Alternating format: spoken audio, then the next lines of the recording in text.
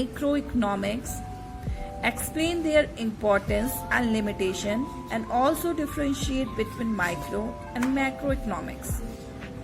Or it can be asked like, macroeconomics deals with aggregate, discuss its scope and limitation, elaborating the statement.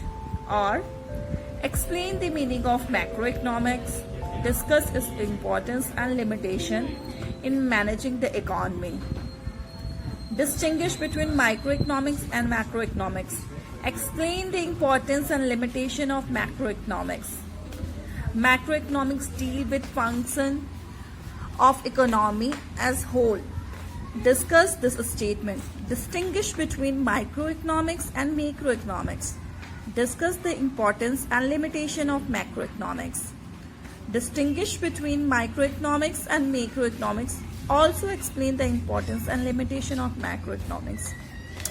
As we see, these questions have been asked in 2012, 13, 15, 16 and so many years.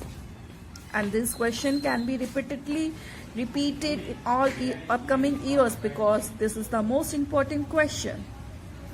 Now, I'm going to explain you the answer. What is micro and macroeconomics? Now you can write, if you are a BCom student and MBA and commerce 12th class, you can write this as like in headings like introduction. The introduction says, in present times the study of economics is done from two viewpoints, namely micro and macro. From the first viewpoint, the economic problems of various units like individual, families, firm, etc. are studied individually, whereas from the second viewpoint, the same unit or person, families, firm, etc. are studied in combined form. Microeconomics is concerned with specific, particular or individual, whereas macroeconomics is concerned with a group. Now, you can write the meaning of microeconomics. The word microeconomics means very small portion. From this point of view, microeconomics is a study of specific economic units of whole economy. Under this is a commodity, a consumer, a firm or industry is studied individually. Now you can write the definition after that.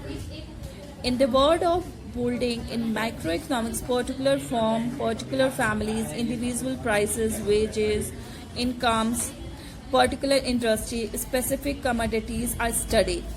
Historical background of microeconomics.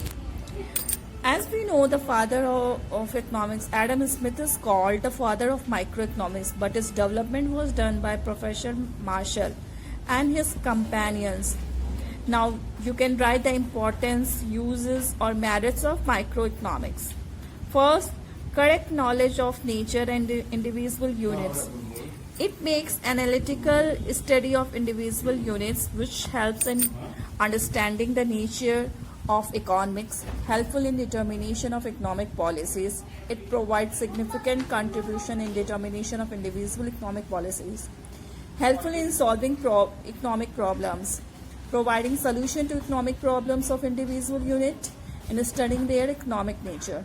Now, the limitation and demerits of microeconomics is that ignore the whole value. It ignores the whole value, like it is the single concept, so it ignores the whole. Unsuitable in many areas because it is a it covers small area, so it is unsuitable for many areas.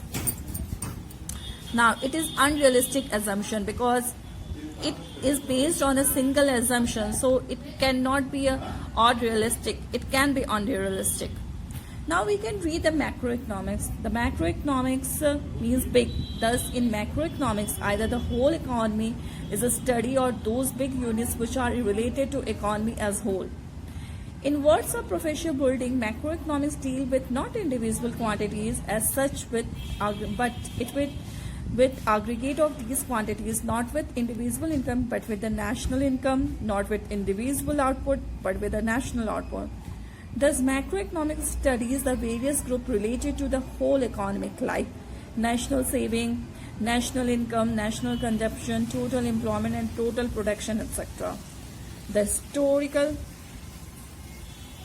Background of macroeconomics. In its development, the Keynes book General Theory of Employment, Interest and Money played a significant role apart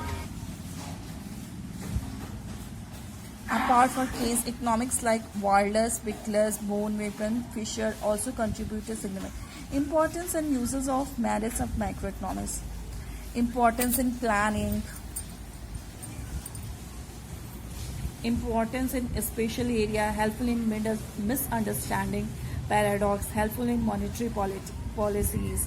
Limitations and demerits and difficulties of macroeconomics are no importance to individual unit as it read the aggregate fact. Difficulty in measuring aggregate. Danger of ignorance of individual unit. Now this is what the macro and microeconomics are. Thank you.